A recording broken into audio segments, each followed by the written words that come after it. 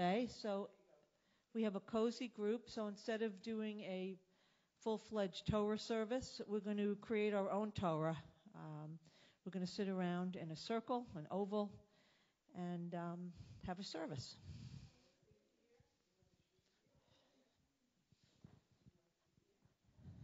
So let's everybody have a prayer book.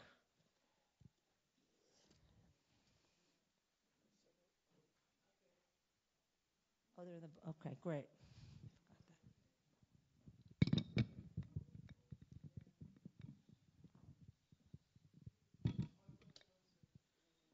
Sorry? Yeah, they're going to hold it. Cindy, don't start with me with the cold. Ma, why don't you pour your coat? Put your coat on. Put your coat on. Everybody have a, but let's turn to page 192. 192. This time we all have the same book.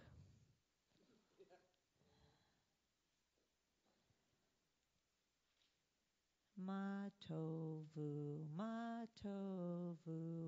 ohalecha Yaakov, b'mishkatecha Yisrael, ma tovu,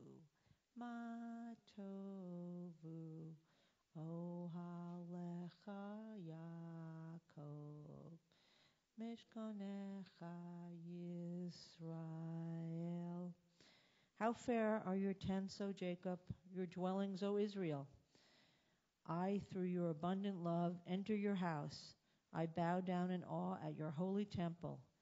Adonai, I love your holy abode, the dwelling place of your glory. I will humbly bow down before Adonai, my Maker.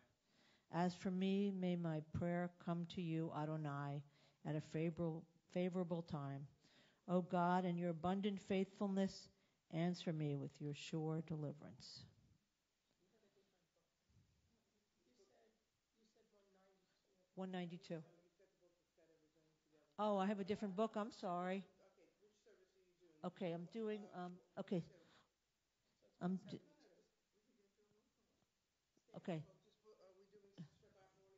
Shabbat morning 1. Oh, 7. Okay, great. Thank you. Okay, beautiful. I should have gotten. I should have bought stock and Postus. Do you know how many? And all the different prayer books I've used. Okay, so we're going to turn. So it's the same distance, you think, between two people? Okay, so let's turn to 2 pages later. We have praise to you, Adonai, our God, in the middle, sovereign of the universe. We do have that. Okay, great. Welcome. Why don't you take a chair? Can you form a... I'm lonely here. And grab a book, okay? No, that's a different book. No, that's the... okay.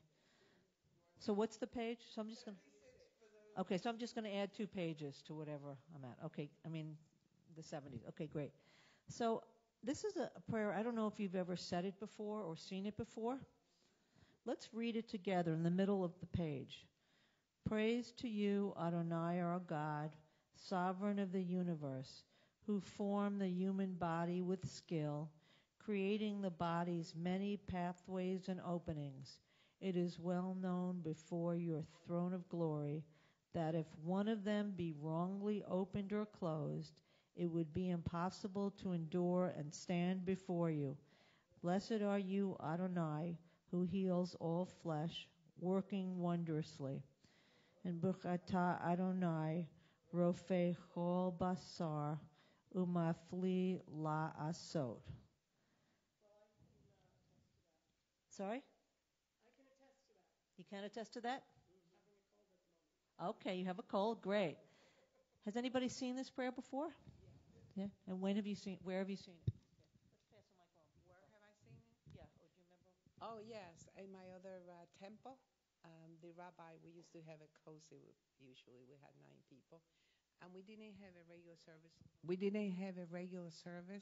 We had what you have in right now. So we used to, yes. Now, I'll tell you, the way I first learned about it, do you know where people say this? It might seem like an odd place. What room in a house people say this prayer? Bathroom. And you're right. And you know, I only guessed it because you said it's a weird place, and I think where wouldn't I say a prayer? I wouldn't say a prayer in a bathroom. So that's a good. So it's a good guess. Very deductive guess. So you hear. So people do say in the bathroom because just think, if you didn't have an opening or a closing, something didn't close that was supposed to or open, it would be really bad. And I never appreciate. So you really do. You say it every time you go to the bathroom. You usually say it right when you're using the toilet. When you're using the toilet is when you say. It's unbelievable, right? And you wouldn't think, but think. I had a friend. She unfortunately died from it, but she had this terrible immune problem, and her ducts closed up. DUCTS. So she couldn't go to the bathroom the way. And I'm not talking about putting on makeup. She couldn't do the other things, and she had to have a few different surgeries. And it's something that we take for granted. We take being able to go to the bathroom. We very often, sometimes we get constipated, sometimes we get urinary tract infection. I can't believe I'm talking like this in the chapel. It's wonderful. But it's holiness. It's important stuff, right? Okay, absolutely.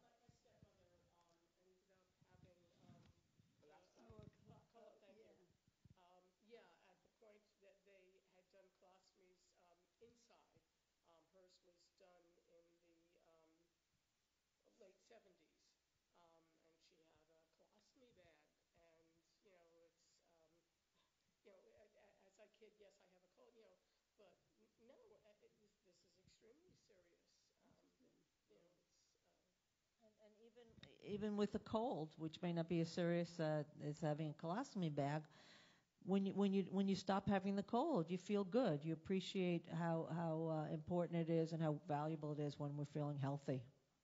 So this is a prayer that people, and they actually have the prayer on the door, the bathroom door on the inside. And I've been to some retreats. I've been to retreats at places where Orthodox people very often say this every time they go to the bathroom. Yes.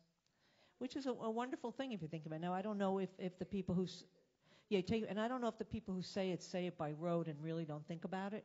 But if they do think about it, how wonderful would that be to be grateful for being able to go to the bathroom? You do? Because this is a prayer that we used to say for years with our rabbi. So you're used to that. So you do think of it, even though you don't say anymore, but you do. So isn't that beautiful? I say it after I leave the bathroom. That's great. So that's wonderful. That's wonderful. I love that. Okay, so let's go how many pages away?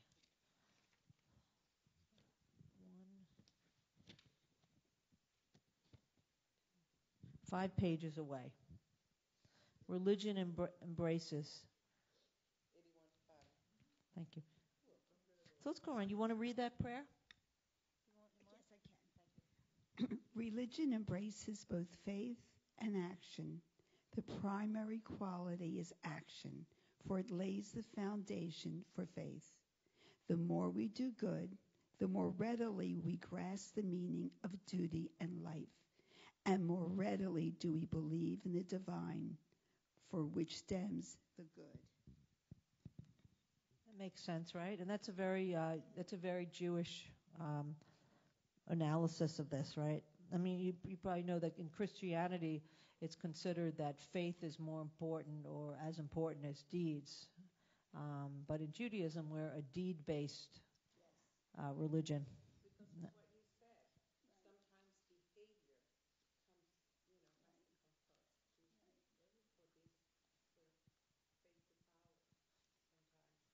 has to come first. For faith to power sometimes. I think it's something that,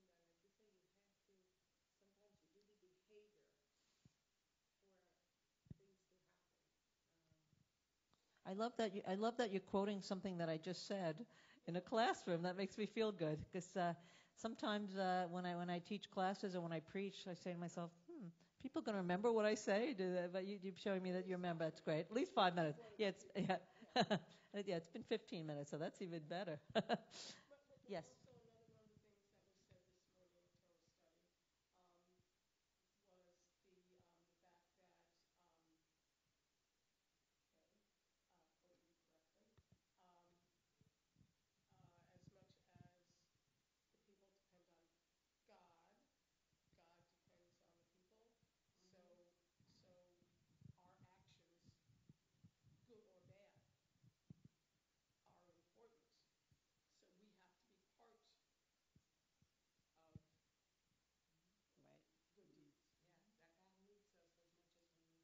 Right. What she said, right. Yeah, God needs us as much as we need God, right? I had a teacher once who said that she thought that God invented people. A teacher of mine believed that God invented people because God was lonely, which is a very poignant thing to think about. And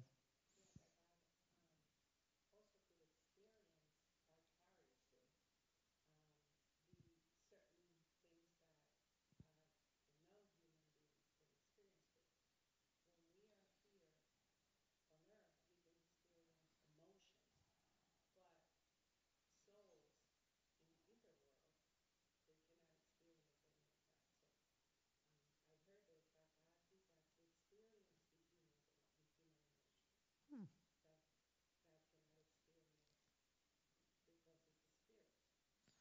that's a great gift that we're giving God to give God the ability to experience our emotions. How wonderful that is. Wow. Any other comments? Okay, so let's turn. It's okay. 220. It's 211 on my book. So. And next time I'm actually going to be here February 10th, and I'll take that book home with me. And what is this book? This book is oh, just Shabbat. Got it. Yeah, I'll take it home. Okay, so you have that page. Prayer gives us it under study text. Yeah, prayer. It's the middle one. Prayer gives us the guidance we need.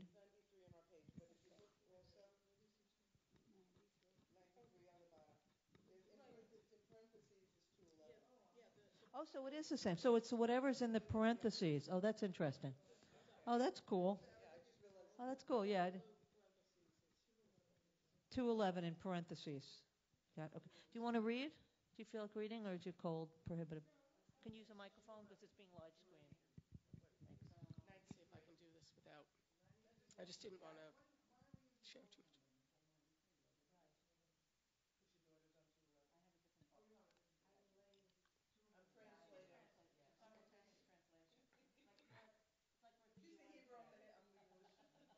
Okay. As soon as, right? Where did you want me to? Okay. Prayer gives us the guidance we need. It opens the mind on the illumination of God.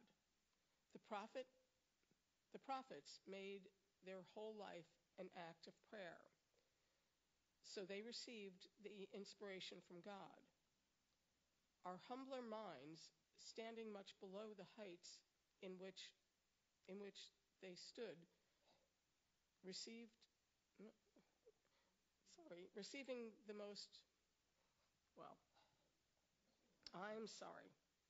Our humbler minds, standing much below the heights in which we stood, in which they stood, receiving for the most part, only a reflected illumination.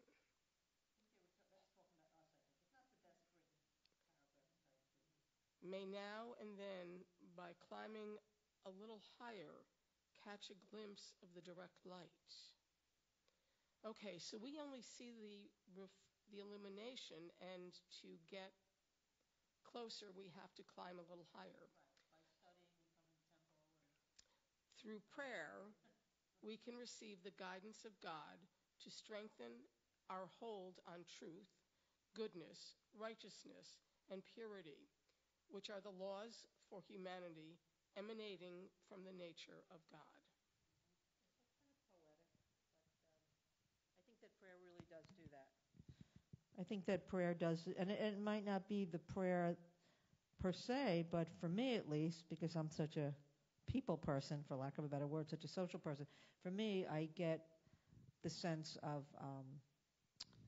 God and from being around other people. Now, some people I know find it more when they're by themselves, when they're praying by themselves at the ocean or the trees, but I get it in community.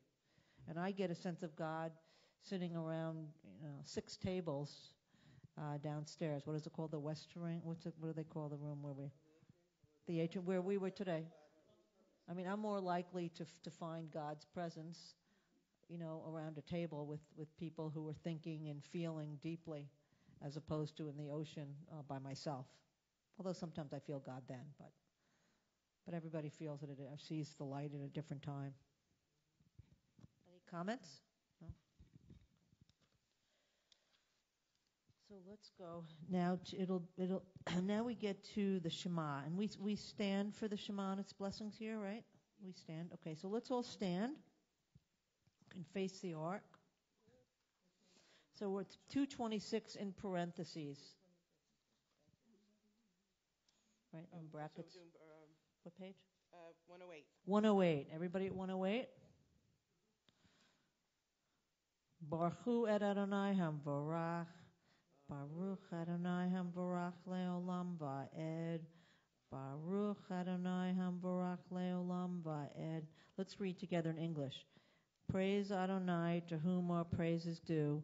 Praise be Adonai, to whom our praise is due, now and forever. Okay, so let's go now to let's go to the Shema on page 232. Thank you. Shema Yisrael, Adonai Eloheinu, Adonai Echad, Baruch Shem Kivod Malchuto Leolam Va'ed. And the V'ahavta is on the next page. The V'ahavta prayer. Do we usually sing that, right? You sing it? V'ahavta et Adonai Elohecha b'chol levavcha uv'kol nafshecha uv'kol meyodecha v'hayu hadivarim ha'eleh asher anochi mitzavecha hayom al levadvecha vishinantam levanecha vidibarta bam vishiftecha bivetecha uvlektecha baderech uvshakvecha uvkumecha uvshartam leot al yabdecha v'hayu litotafot beinenecha uvtaptam al mezuzot beitecha uvisharecha. Let's read the English together. You shall love Adonai your God with all your might, I'm reading it wrong. With all your heart, with all your soul, and with all your might. Take to heart these instructions with which I charge you this day. Impress them upon your children. Recite them when you stay at home and when you are away, when you lie down and when you get up. Bind them as a sign on your hand, and let them serve as a symbol on your forehead. Inscribe them on the doorposts of your house and on your gates. So they're mentioned here a sign on your hand and on your and a symbol on your forehead. You know what they're referring to here? Yes. What? The tefillin, right? Tefillin. Have you ever worn tefillin? I have to tell you, the first time I went to the Academy for Jewish Religion, um, and which is a pluralistic rabbinical school, and the first time I walked into class, one of my classes, they were finishing up a prayer, and I saw a woman wearing tefillin, and it totally blew my mind. I had never seen anybody, man or a woman, in person. And one of the requirements at my school is we had to learn how to put it on. And people say that when they use it, it gives them a focus, and it helps them pray. I did it a little bit, and it really didn't affect me, but maybe I didn't do it enough. Like any new habit or any new custom, sometimes it takes a while. But people who wear tefillin, they say it really does focus their prayer. I've seen it, the women on the wall, when they have Rosh Chodesh. I've seen some of the women that have been wearing it. So it's getting used to seeing it. We grew up seeing the men do it, but not the women usually. Mayor does it on Tuesday and Thursday at Minion. Yeah, because you cannot do it during Shabbat. It's one of the things that you're not supposed to do it on Shabbat. on Shabbat, right? Yeah, because you're not supposed to carry. There's the idea of carrying or working. Yeah, working. Yeah, I just said that he does it Tuesday and Thursday. He has Minion when he's here from 7 to 8. And you come? I came when the first year that Richard died. I came. Morning. He does it Tuesday. And did he offer it to other people? No. I wonder if No, he just did it. it's. I remember there was one time they had a bar mitzvah boy that they taught him how to do it. The father wanted him to learn. Well, actually, Great. Rabbi Remy Altman sometimes talks about when she and Rabbi Karen Bender were the associate and so on, and they were starting, and they wanted to be able to teach it in case. So they were They had to learn. they were learning and practicing, and so they were in one of the rooms and so on, and then Rabbi Davidson walked in, and the two of them He did it. were, and he was sort of like surprised, but that they were, they felt they needed to know, and in that case also to teach. But yes, all the bind it as a sign upon your hand and as a frontlet, and Yeah, there's a very specific way to do it. You make a shin in the hand, and it's complicated. I learned it from my school, and I'm glad I learned it. Did you feel different when you had it on your head in terms of did it help you concentrate? Because Not really, but it could have been. I could have been self-conscious. I think if I had done it more often, maybe like 5 or 6 times. I only did it a few times, and it didn't really do anything for me. But maybe over time it would have. Because it's very interesting, because this is a very important part of your body. Do you feel Here. Do you feel the difference? I never done it. Oh, you never did it. No. So it's an important. The third eye. Yes, it's the center of your subconscious. Is where a lot of your metaphysics is all here.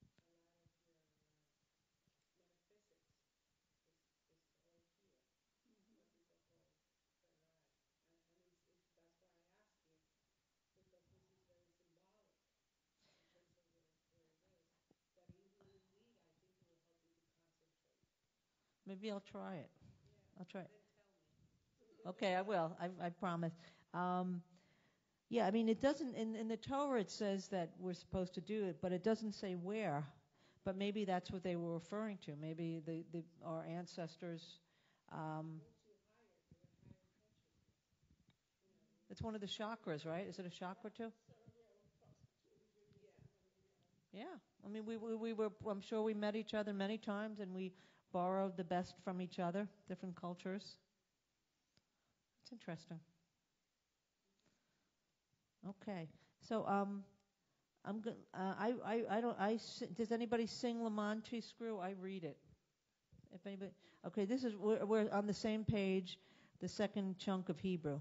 So I'm going to read. I'm going to read it.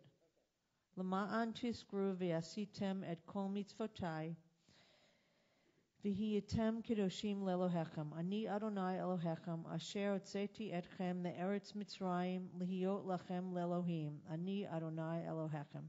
And let's read the English.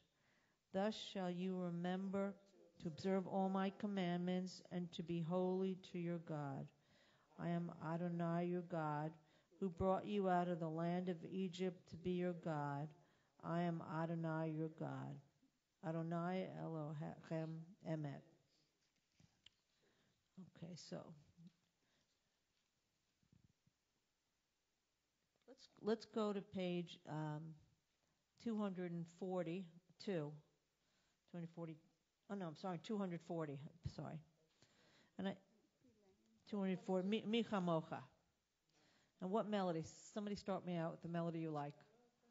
By Elim Adonai Mi Kamocha Ner Darba Kodesh No Ratahilot O Sefele No Ratahilot O Sefele Dash Golim Lishimcha Al Sifat Hayam Yachad Kulam Hodu Vihim Lichu V'Yamru Adonai Yimloch Le'Adonai Yimloch Le'Olam Vaed. Nice. So let's read the English. Do you want to read the English? Who is like you, O God, among the gods that are worshipped?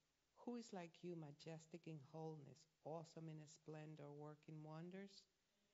With a new song inspired at the shore of the sea, she redeemed, sang your praise. In unison they all offer thanks. Acknowledging your sovereignty, they said, Adonai, reign forever. Rock of Israel, rise in support of Israel and redeem Judah and Israel as you promised, our Redeemer, Adonai, Tishba, in your name. Blessed are you, Adonai, for redeeming Israel. Baruch atah Adonai, Gal Israel. Thank you.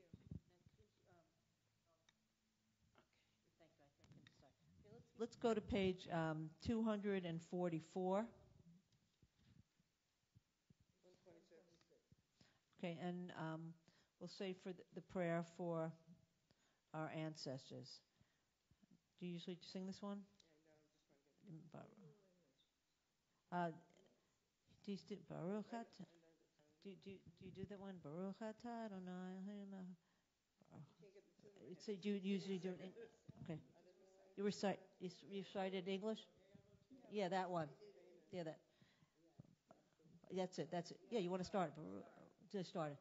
Adonai Eloheinu ve'Elohei Avotenu ve'imotenu Elohei Avraham Elohei Yitzchak ve'Elohei Yaakov Elohei Sarah Elohei Rivka Elohei Rachel ve'Elohei Leah Ha'el Hagadol Hagibor v'Hanorah El Elyon, Gomel Chasadim Tovim, V'Konei HaKol, V'Zocher Chastei Avot, V'Imahot V'Geulah Livnei B'neihem, L'ma'an Shemo Yahava, Melech Gozer, U'Moshiach U'Magen, Baruch atah Adonai Magen Baham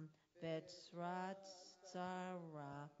Mom, can you read the middle of page 244? Blessed are you.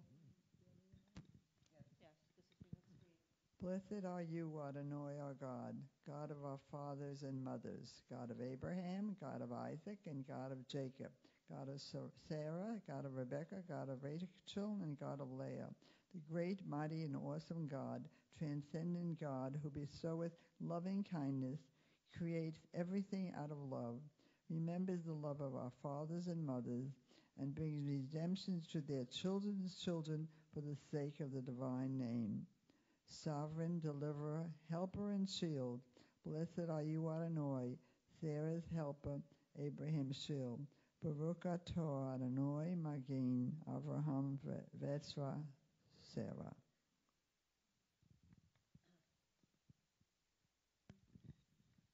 Now, I read a teaching once which was that there's a reason that it says God of Abraham, God of Isaac, God of Leah. I mean, that's funny. God of Jacob, et cetera, as opposed to just saying God of our ancestors. It's specifying name by name by name. And that is the teaching that I heard, and there are probably many others, is that each of us has a different relationship with God. And God is a different parent to us. Now, some of you have children, or some of you you may have a brother or sister, or maybe you did have a brother or sister, and you know that your relationship with your parent was different. And if you've ever been a student or a congregant, you know that your relationship. I'm not comparing God to a teacher or a parent or a rabbi, but your leader, your person who might take care of you, your rabbi, your cantor, you may have a different relationship than the next person. And it's a wonderful idea, I think, to think of that not carbon copy, not cookie cutter God people relationships. Were you going to say something? I saw her head first. In my opinion, I think it is more to state the name because it stayed with us. And it's important to recognize by who that God is, that God was the God of Isaac, Sarah. And that to me is very important, as opposed to being other gods. That's what I understand for me is remembering them, the names of our ancestors, and by doing that is stressing the fact that this is one God, this is our God. There is no other gods. That's for me. Okay. I was going to say, all through the Torah, it is always stated that every person counts. Even when we do the numbers, in the book of Numbers, they list every person. That it's not just a general group, that everybody is an individual counts. Nice. Okay, beautiful. And related to that, let's go to the next page. Our fathers and mothers prayed. Our fathers and mothers prayed, each through their own experience of God, each through their own visions of which we have come to share. Abraham, with the fervor of justice, pleaded the causes of cities. Sarah, in the pain of waiting, dared to hope for new life. Isaac, meditating alone in the field, lifted his eyes to find love. Rebekah asked for the ability to discern God's call. Jacob climbed the rungs of his night into heaven, seeking destiny. Leah dreamed of love, and Rachel sought harmony. We, as they seek God's presence. Baruch atah Adonai, Magen Avraham ve'Ezrat Sarah. Yes, I never thought But you this is brought up really something that was beautiful. very interesting. Yes. What Wait, you which were one? kind of saying in terms of each one had a different meaning. Yes. And I read this many times. Oh, that's funny. So Yes. And it's only today that I Just- usually look at it differently. cool. It just Well, that's hit me good. too, right? Yes. Yeah.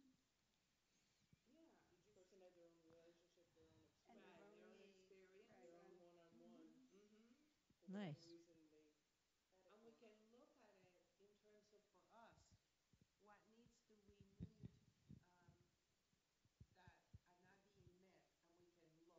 Mhm. into looking into God.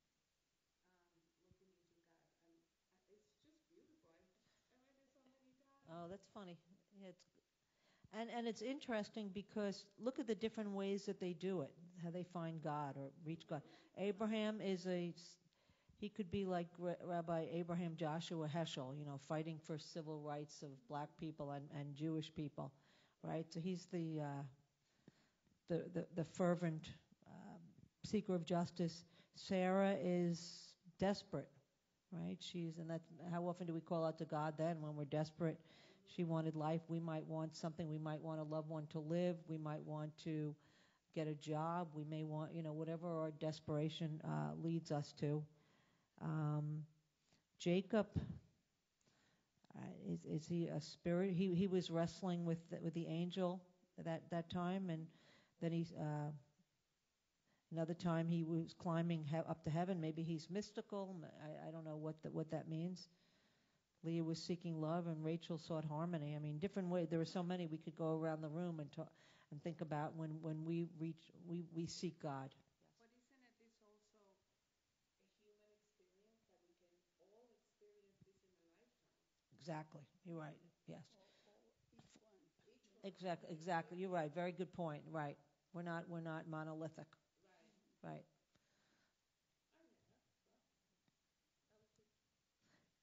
And it might be nice for us to, at moments of when we're seeking God, it doesn't have to be, or when we're feeling God. Maybe it's when we're happy and when we find the love or find the job or find the friendship or find the community to acknowledge God and be grateful. And maybe we could think of our ancestors at that moment. I'm going to try that. I'll let you know if I do that between now and February 10th, and kind of make my association. And they say that Isaac was kind of was a loner, and when he first meets Rebecca, he's walking alone on a field. So he may be somebody who was a loner as opposed to someone else. But you're right. Even people who are social like I am, I still like my alone time. Very very occasionally, but but now and then. Need to regenerate. Right. And even the loner sometimes likes to be with people. So. Okay.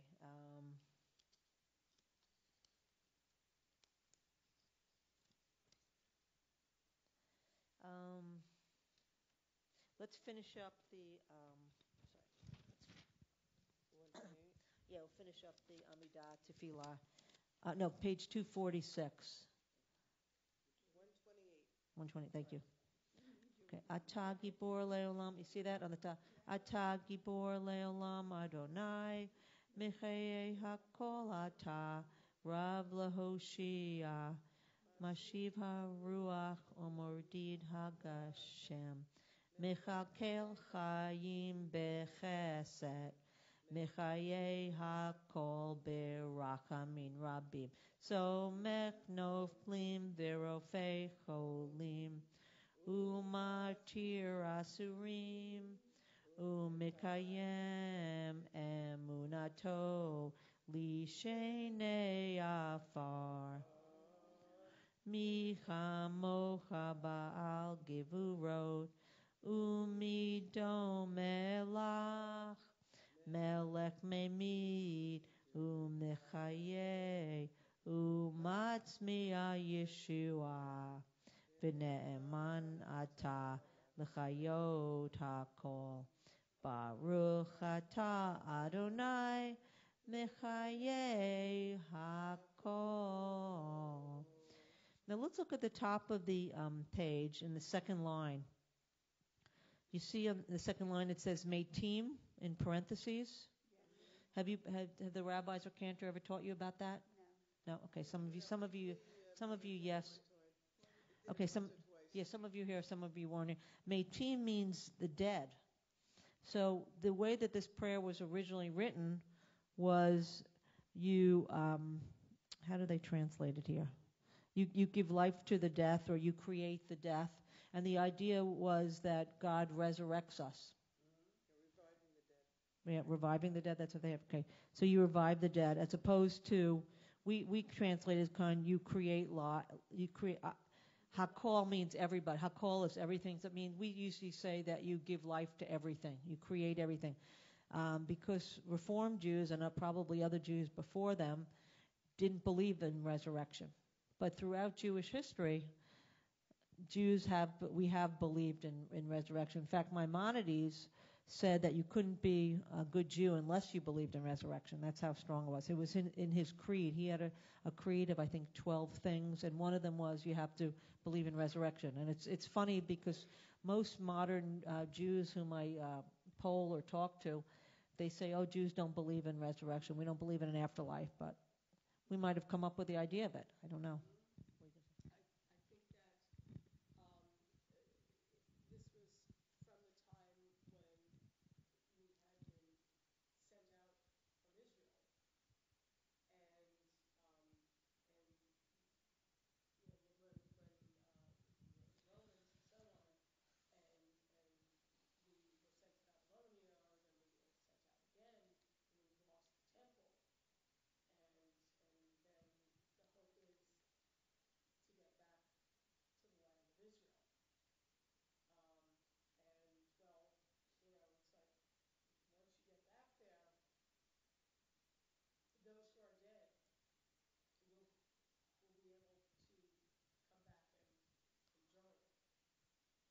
right. The belief is that we're all going to be resurrected in Israel, so it's going to be pretty crowded.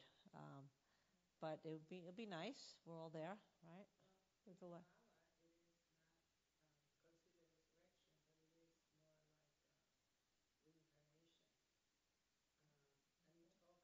Reincarnation.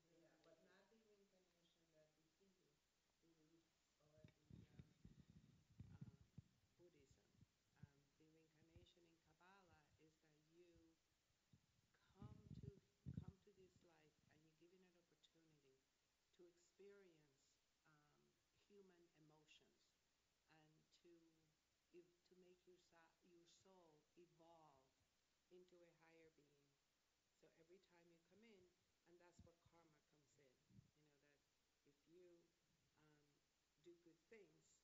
No, no.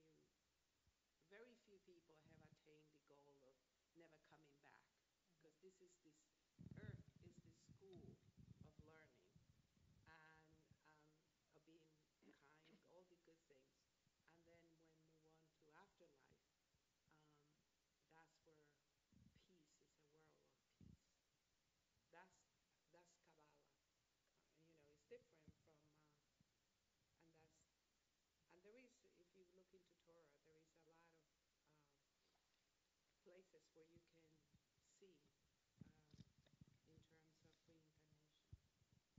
this is really pushing it,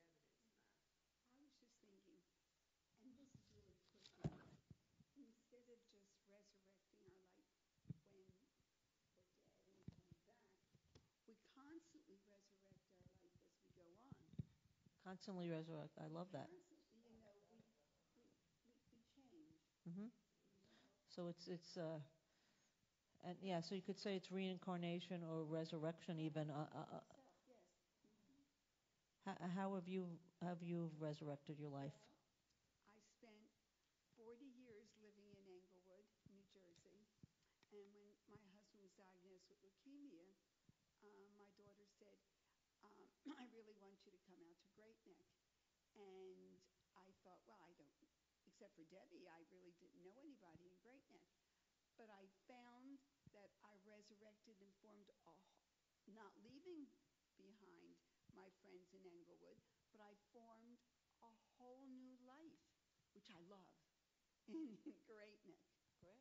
You know, and so a whole, and I came from a very secular background, and Debbie said, you've got to join Temple Beth-El. And I find going to services and Torah study, it has opened up a whole new part of me. Like I resurrected a whole Right. new part of me that I didn't know was there. Beautiful. It's funny, even before you told your story, and I'm glad you did, about maybe 5 years ago, I was at a yoga retreat with my mother. Hope you don't mind me saying this. And we had like an icebreaker with different people. I think the 2 people at a time were an icebreaker. And then you were supposed to introduce a person you had spoken to the group. So my mother was with another participant in the yoga class. I don't know if you remember this. And she had spoken to my mother for about 5 minutes, and she said, this is Cindy. She reinvented herself after her husband died, and she created a new life for herself. And do you remember that? I don't know if you remember vaguely. And I was very touched. So it's the same idea, kind of. You've said it maybe. I think you got it from her. I think that she was the one who said it, but you kind of reinvent, you revive, and maybe you don't even revive. You create something new, which is really beautiful. What? Take a different road. Yeah, there's so many. And it takes a lot of bravery, and maybe God's helping us. Maybe we don't. Maybe God. I think God is helping us. Help the 2 of you. I don't have any proof. I think that God helps me when I take a different road. But you don't know. Yes.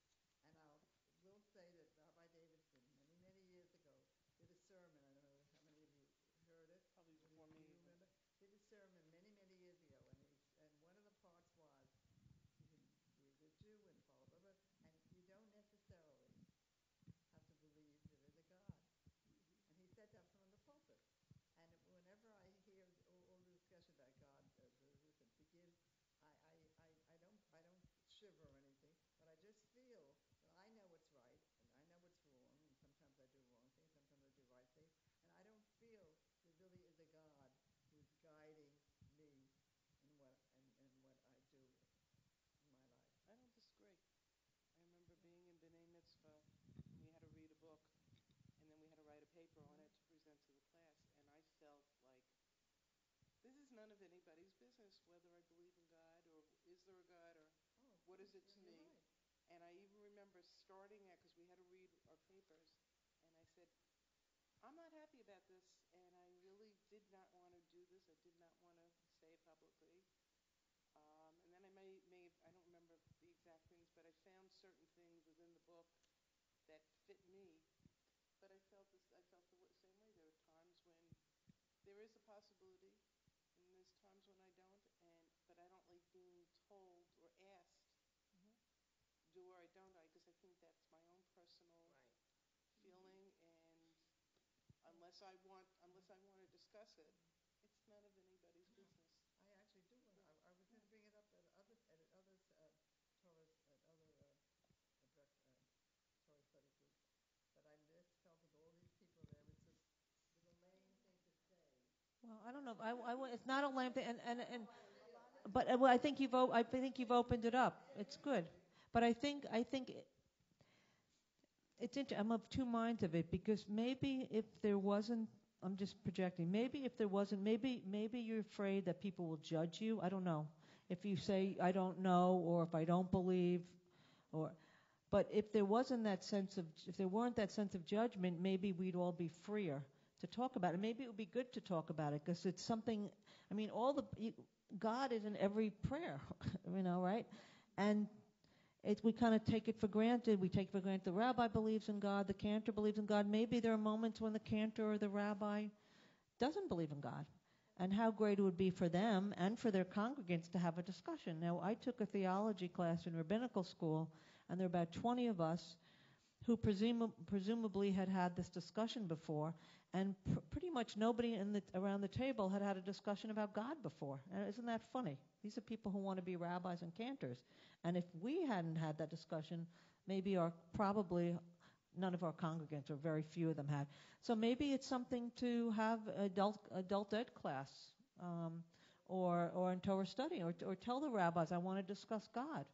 And people won't have, I'm assuming that, given the clergy here, nobody will force you to say I believe or not believe, but maybe have an opening like my mother just gave us, and like you opened a little further, to discuss it, because I think it's important. I think people walk around maybe with some guilt or embarrassment or whatever, or maybe even the idea that I don't believe in God. Maybe it's something we feel like we should have an opinion about or belief.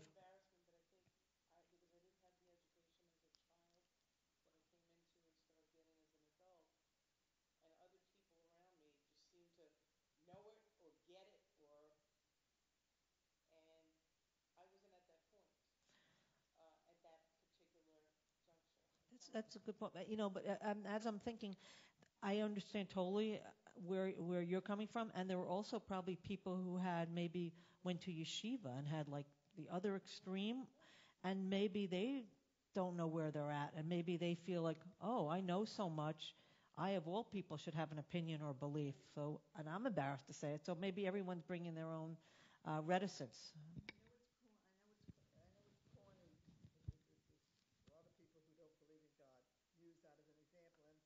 It is a factor. I mean, when you think of 6 million people being killed, and then you say, I mean, there must have been some good people, and there's so many bad people that still.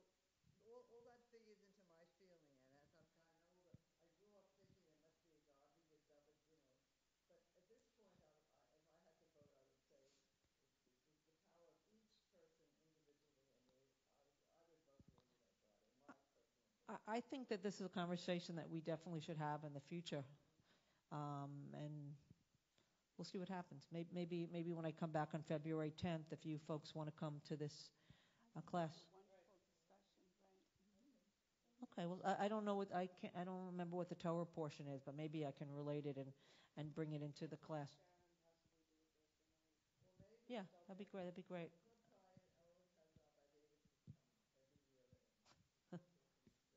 Ask him if he'll talk to him. Yeah, maybe he'll do it as a, but that might be interesting for him.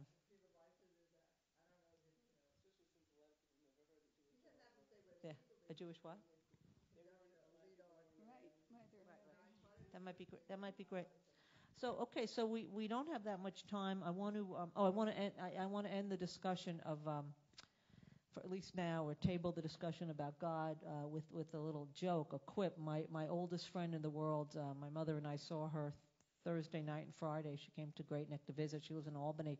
And her quip was that, this is what she said, I was an agnostic all my life until I passed the bar the first time. I'm sorry, I screwed up.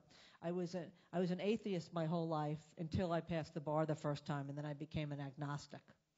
So she was like half kidding about that, but that's for you, Lisa. She lived around the corner from here in Strathmore. Okay, so let's turn now to page 586 in parentheses. This is the Aleinu prayer. 280, thank you. It's the Aleinu. You see it? Which one are you doing? What? Top above. Do you have it? Yeah, 282. Yeah, I'll take it. Okay. And we're going to do the one on the top, I think. Aleinu l'shabeach ladon hakol latet gedula liyotzer breshit. Oh, notashamayim v'yotzer aretz umosha yirkravu bishamayim mima'al hushkinaduzo b'yagbahibomorim hu Eloheinu einod v'nachnu korim Umishtakavim umodim lifnei melech malchei hamlachim hakadosh baruch hu. Now we go to page 287. What is that from there? 591. Okay, 591. My sticky thing came off. Okay. So now we're at in the middle of the page. V'ne'emar v'haya Adonai l'melech al kol ha'aretz bayom hahu yiyeh Adonai echad u'shemo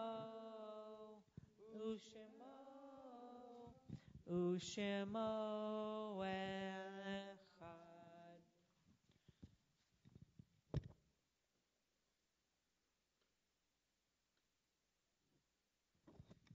And we turn, I think 3 pages later, 593 in my book.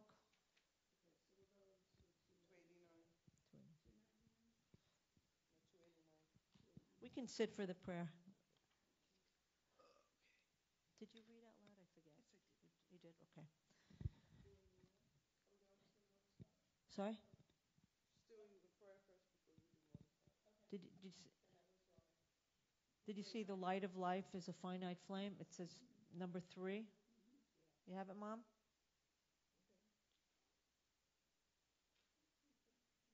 You got it? Okay. 289, number 3, left side. Number 3, okay. Bottom one. The light of life is a finite flame. Like the Shabbat candles, life is kindled, it burns, it glows. It is radiant with warmth and beauty. But soon it fades, its substance is consumed, and it is no more. In light we see, in light we are seen. The flames dance, and our life burns down and gutters. There is an end to the flames. We see no more, and are no more seen. Yet we do not despair, for we are more than a memory slowly fading into the darkness. With our lives we give life. Something of us can never die. We move in the eternal cycle of darkness and death, of light and life. So at this point in the service, our thoughts turn or have already turned to our loved ones who've gone on to life eternal. What? Is what the Mourner's Kaddish like? Thank you. If it's your custom to stand for the Mourner's Kaddish, or if you're observing a yard site or in mourning, thanks. I will read names of people whose yard site it is or who passed away. Erwin Steiner,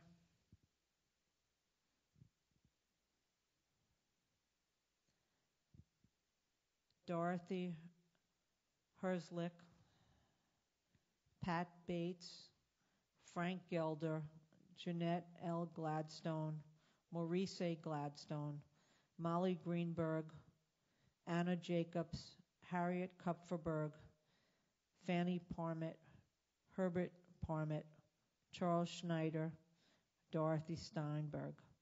We hold their names in our hearts and our minds as we recite these ancient words, which have come to be the mourner's Kaddish. Yit Gadal v'Yit Kadash Shemei Rabbah v'Yomad Divrach Cherutei v'Yamlich Malchutei v'Chayechon u'Vyomechon u'Chol L'Chol Beit Yisrael v'Agala v'Zman Kariv v'Imru Amen. Yehei Shmei Rabbah Mivarach Li'alam V'Maya Maya Yit Barak v'Yish Tabak v'Yit Pa'ar v'Yit Romam v'Yit Naseh v'Yitadar v'Yitalel v'Yitalal Shmei D'Chudashah B'Rehu La'ela Min Kol Birchata v'Shirata Tushbachata v'Nechamata Damiman B'Yamav v'Imru Amen. Yehei Shlama Rabba Min Shemaya v'Chayim Aleinu v'Al Kol Yisrael v'Imru Amen. Oseh Shalom b'Mromav Hu Yaseh Shalom Aleinu v'Al Kol Yisrael v'Imru Amen. May God comfort mourners here and everywhere, and let us say, Amen.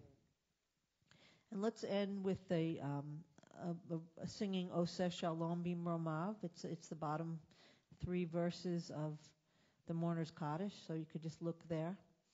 Oseh Shalom b'Mromav Hu Yaseh Shalom Aleinu v'Al Kol Yisrael v'Imru Amen. Yaseh Shalom, Yaseh Shalom, Shalom Aleinu v'Al Kol Yisrael. Yaseh Shalom, Yaseh Shalom, Shalom Aleinu v'Al Kol Yisrael. And I hope that the rest of the day and this week and the months and the rest of our lives are filled with peace in the world and peace in our hearts and minds. Amen. So much. Thank you. Thank you, Rabbi. Thank you. And now we have challah and juice. Thank you. Thank you. Small groups are really Yeah, I wonderful. like it when it's a small group. No offense to the other people not here, but at my temple, when we have a small Friday night group, I arrange that we sit around the library table. We have a nice square table, and usually it's the best services. You know, the small group. We get to see each other's faces. There's something about seeing each other's faces that we don't get to see in the pews. All right, so now we'll have the prayer over the...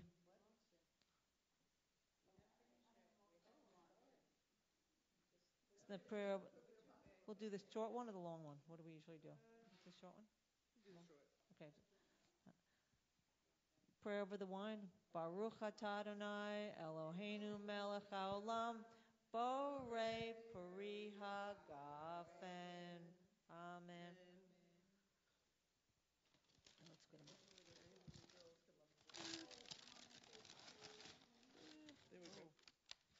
Let's do something that we do at my temple, which is I'm going to, you rip it? You rip it? Usually rip it or cut it? Do whatever. Okay. Okay, so everybody come over, and we're going to touch someone who's touching the challah.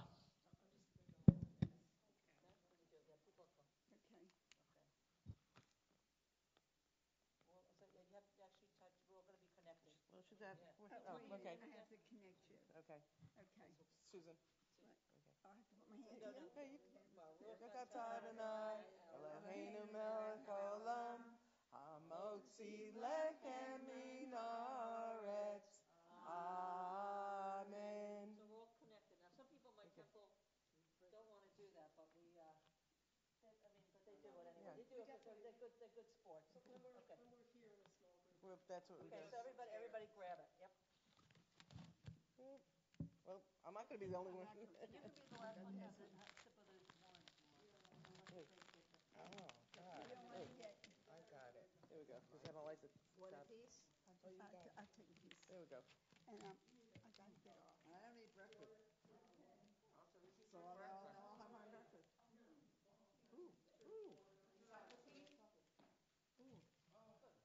Shabbat shalom, everybody.